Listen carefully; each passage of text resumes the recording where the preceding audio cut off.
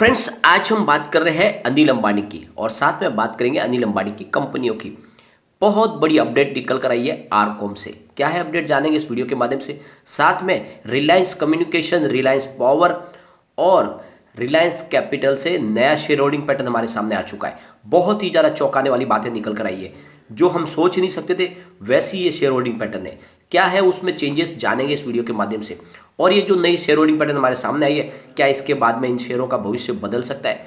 क्या ये स्टॉक आने वाले समय में बड़े मल्टीबैगर बन सकते हैं? क्या इस समय हमें इन स्टॉक में निवेश करना चाहिए? वैसे तो अनिल अंबानी ग्रुप की कंपनियों में कोई भरोसा नहीं करता है, क्योंकि एक समय लोगों को बहुत ज़्यादा लॉस दे दिया था। सारे स्टॉक जो 500 से लेकर 1000 के ऊपर ट्रेड करे थे, बिल्कुल 1 रुपीज़ पे आ गए थे और ज़बरदस्त लॉस हो गया था। एक तरह से देखें तो पूरा का पूरा इन्वेस्टमेंट डूब गया था। लेकिन अब समय में बदलाव आ चुका है। अनिल अंबानी ने फिर से अपने कारोबार को पटरी पे लाने की शुरुआत कर दी है। नया इन्वेस्टमेंट भी कर रहे हैं और दूसरी तरफ उनको एक बड़ी अमाउंट है जो डीएमआरसी से मिलने वाली है, दिल्ली मेट्रो से। अगर वो मेट्रो से उनकी रकम आएगी तो बहुत कुछ इनके लिए राहत आसान हो जाएगी। वैसे भी इन्होंने पिछले दिनों अपने कर्ज को कम करने की कोशिश जारी कर दी है, काफ़ी कर्ज इन्होंने चुकाया भी है। और ये सारी संभावनाएं एक बात की तरफ इशारा करी है कि ये कंपनियां फिर से आने वाले समय में अच्छा प्रदर्शन कर सकती है। तो सारी संभावनाओं को तलाशेंगे इस वीडियो के माध्यम से।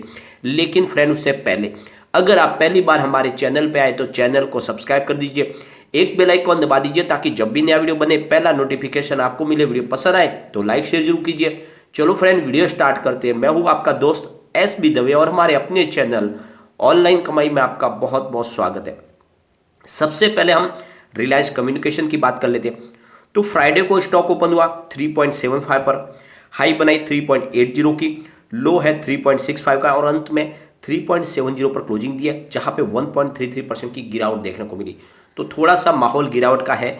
वैसे बाजार में भी गिरावट का दौर था, आपको पता ही होगा, पिछले 2 दिन से गिरावट जारी है और यहाँ पर भी कुछ कमजोरी दिखाई दी। इसके बीच में एक बड़ी अपडेट निकल कर आई है।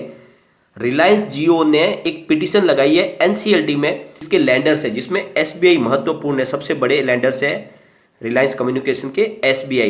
इन्होंने बहुत सारा कर्जा दे के रखा है, तो लैंडर्स चाहते हैं कि इसका फॉरेंसिक ऑडिट हो, रिलायंस कम्युनिकेशन और रिलायंस इंफ्राटेल का।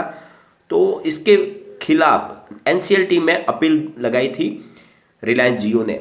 तो फिलहाल इस अपील को स्थगित कर दिया गया है और अगली जो सुनवाई है इसकी वो 7 मार्च को होगी। तो फिलहाल ये मामला टल चुका है, क्योंकि सबसे बड़ी बात यह है कि रिलायंस जियो ने सबसे बड़ी बोली लगा के इसके एसेट की बोली को जीत लिया था, लेकिन फिर स्टेट बैंक ने इसको फ्रॉड अकाउंट घोषित कर दिया आरकॉम का, और इस वजह से ये मामला पूरा डिले हो गया। वैसे तो वो खुद अभी अपना टावर का इस्तेमाल वो कर रहे हैं, कभी से कर रहे हैं, लेकिन वो चाहते कि वो उनके अंडर में आ जाए, पूरी तरह से उनके नाम पे हो जाए। लेकिन फिलहाल SBI इसकी फॉरेंसिक ऑडिट करना चाहती है और इसीलिए ये मामला पूरा फिलहाल अदर में अटक रहा है और ये मामला जल्दी ही सुलझने वाला दिखता नहीं है। दूसरी तरफ जो UVARC है, जिन्होंने रिलायंस कम्युनिकेशन की बिडिंग जीती है, मामला पूरा कोर्ट में है और दिल्ली हाई कोर्ट में इसके ऊपर कार्रवाई हो रही है और इस वजह से सारा मामला फिलहाल डिले हो चुका है।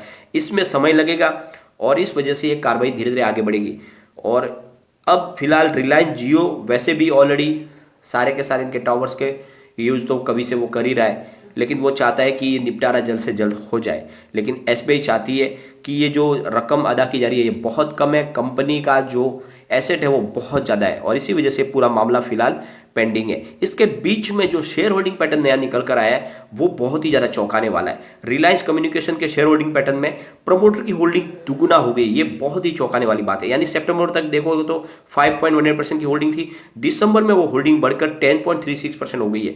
ये सबसे बड़ा चौंकाने वाला आंकड़ा है। प्रमोटर की होल्डिंग दुगुना हुई है। यहाँ पे सबसे बड़ी बात है कि FI ने भी अपनी होल्डिंग को दुगुना कर दिया है। जैसे कि जून में 0.21% की होल्डिंग थी, सितंबर में उन्होंने अपनी होल्डिंग को घटा के 0.17% पे लाया था, लेकिन दिसंबर में फिर से उनकी होल्डिंग दुगुना हो गई है बिल्कुल, यानी 0.34% की होल्डिंग हो गई है। ये भी आंकड़ा बहुत ज़्यादा चौंकाने वाला है।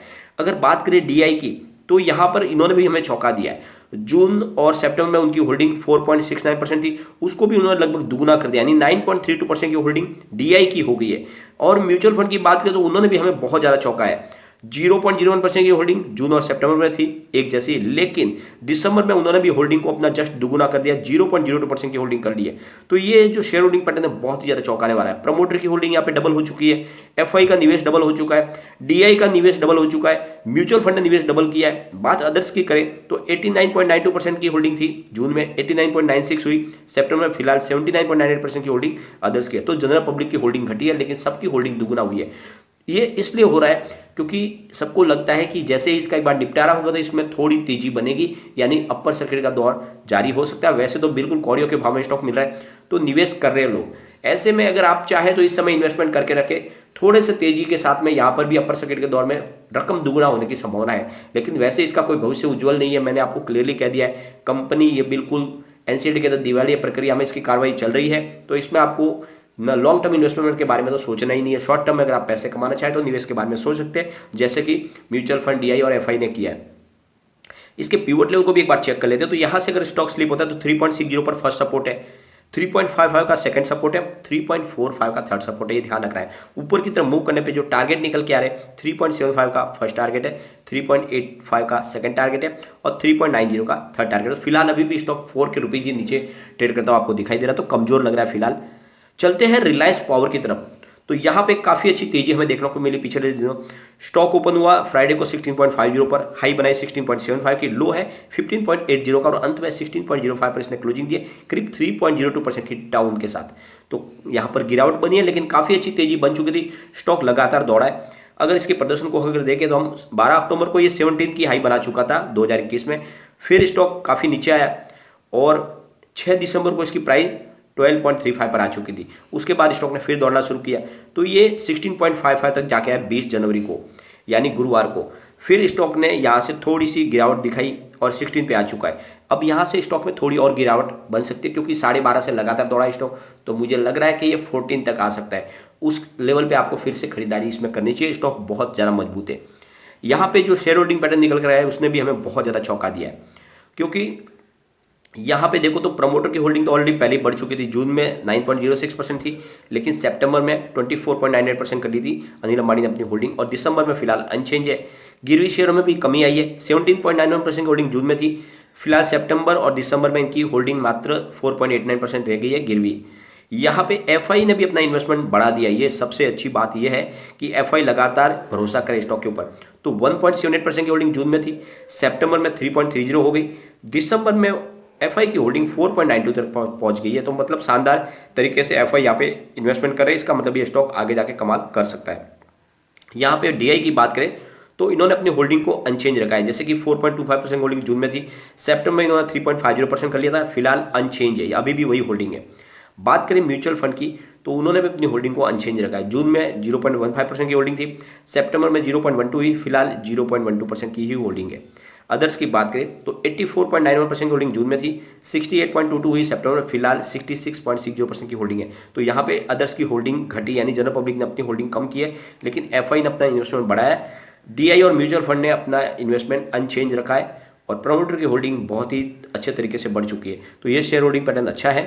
एक बार इसके पिवट लेवल को चेक कर लेते हैं। तो यहाँ से अगर स्टॉक स्लिप होता है तो 15.65 पर फर्स्ट सपोर्ट है, 15.25 का सेकंड सपोर्ट है और नीचे स्टॉक गया तो ये 14.70 तक जा सकता है। जैसे कि मैंने आपको कहा था गिरावट में ये 14 के आसपास आ सकता है, तो इस लेवल पे आप खरीदारी के बारे में फिर सोच सकते हैं। ऊपर की तरफ मूव करने पे जो टारगेट निकल के आ रहा है 16.60 का फर्स्ट टारगेट है, 17.15 का सेकंड टारगेट है और 17.55 का थर्ड टारगेट है। तो तेजी बनी तो स्टॉक 17.5 के ऊपर जा सकता है। ये तभी संभव है जब बाजार में बड़ी तेजी बने, तो फिर ये स्टॉक दौड़ते हुए 20 को क्रॉस कर सकता है, वरना ये फिर 14 तक आ सकता है। तो ये आपको ध्यान रखना है। तो जैसे अगर आपका लॉन्ग टर्म का नजरिया तो कोई चिंता की बात है, निवेश करके रख ले, या आने वाले समय में आपको डेफिनेटली बहुत जल्द 3 डिजिट में जाता हुआ दिखाई देगा। लेकिन जिसका नजरिया शॉर्ट टर्म और मिड टर्म का है वो समय समय पर प्रॉफिट बुक कर रहे हैं, अपनी एंट्री एग्जिट का वो ध्यान रखें। चलते हैं रिलायंस इंफ्रास्ट्रक्चर की तरफ।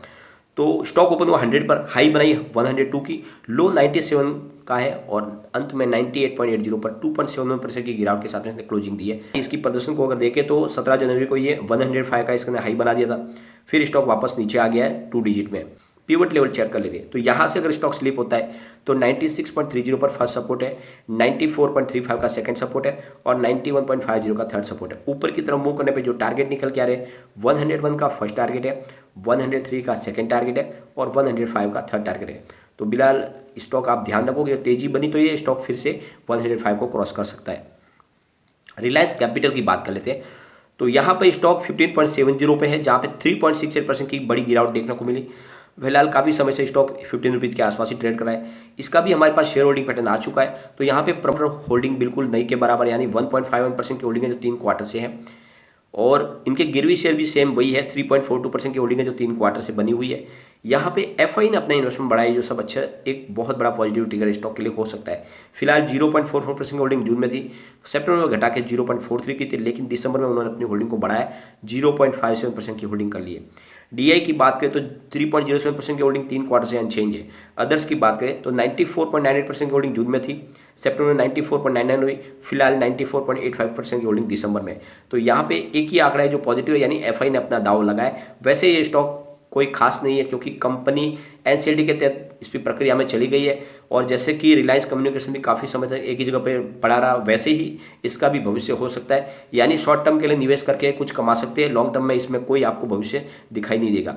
चलते हैं रिलायंस होम फाइनेंस की तरफ से। ये अकेला स्टॉक है जिसमें हमें तेजी देखने को मिली फ्राइडे को। स्टॉक 5.90 पर आ चुका है, जहाँ पे 2.61% की शानदार तेजी देखने को मिली। तो स्टॉक में मजबूती बनी हुई है। इसका भी शेयर होल्डिंग पैटर्न हमारे सामने आ चुका है दिसंबर का। यहाँ पे प्रमोटर की होल्डिंग बहुत मजबूत है, यानी 49.58% की होल्डिंग है जो 3 क्वार्टर से अनचेंज है। कोई भी इनका गिरवी शेयर नहीं है। एफआई की बात करें तो 2.39% की होल्डिंग जून में थी, सितंबर में अनचेंज रही, लेकिन फिलहाल उन्होंने अपनी होल्डिंग को कुछ कम किया है, 2.19% की होल्डिंग फिलहाल है। डीआई की बात करें तो 1.55% की होल्डिंग है जो 3 क्वार्टर से अनचेंज है। अदर्स की बात करें तो 46.48% की होल्डिंग सितंबर और जून में थी, फिलहाल 46.68% की होल्डिंग हुई है। तो यहाँ पे जनरल पब्लिक की होल्डिंग बढ़ी है और यहाँ पे बाकी सबकी होल्डिंग घटी है, यानी एफआई ने भी अपना निवेश कम किया है। और ये स्टॉक भी वैसे कोई मजबूती के साथ आगे बढ़ने वाला नहीं है। इसमें भी आपको अपना निवेश लंबा नहीं रखना चाहिए, तेजी का फायदा उठाना चाहिए और इसमें अपना जो भी है प्रॉफिट बुक करना चाहिए। चलते हैं रिलायंस नेवल एंड इंजीनियरिंग की तरफ से। यह स्टॉक बहुत ज़्यादा कमजोर है, इस ग्रुप का सबसे कमजोर स्टॉक है। फिलहाल 3.80 पर है, जहाँ पे 1.30% की हमें गिरावट देखने को मिली।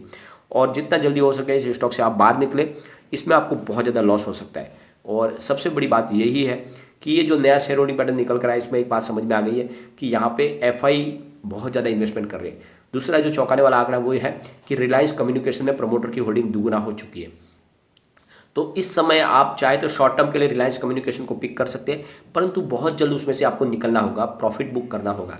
लॉन्ग टर्म के लिए उसको बिल्कुल ना रखें, ये आपको लॉस दे सकता है। लॉन्ग टर्म के लिए जो हमारे पहले सजेस्ट किए 2 स्टॉक है वही अच्छे हैं, यानी रिलायंस इंफ्रास्ट्रक्चर और रिलायंस पावर। इन 2 स्टॉक में ही आप दाव लगाएं, ये आने वाले समय में मल्टीबैगर बनेंगे। क्योंकि जहां पे अनिल अंबानी ने ठान लिया है कि इन दोनों कंपनियों को फिर से खड़ा करना है, उनको दिल्ली मेट्रो से एक बड़ी रकम मिलने वाली है। ये रकम इन दोनों कंपनियों में बढ़ सकती है, क्योंकि रिलायंस इंफ्रास्ट्रक्चर की ही सब्सिडियरी कंपनी रिलायंस पावर है। तो ऐसे में इन दोनों कंपनियों का भविष्य उज्जवल हो सकता है, इनका सारा कर्ज खत्म हो सकता है, तो फिर ये कंपनियां अच्छे से काम कर पाएगी। लेकिन फ्रेंड, कोई भी इन्वेस्टमेंट करने से पहले अपने फाइनेंशियल एडवाइजर से एडवाइस ले ले या अपना खुद का रिसर्च करें, क्योंकि मैंने वीडियो आपके एजुकेशनल पर्पज के लिए ही बनाया। वीडियो पसंद आए तो लाइक शेयर जरूर कीजिए और चैनल को सब्सक्राइब कर दीजिए। Thank you.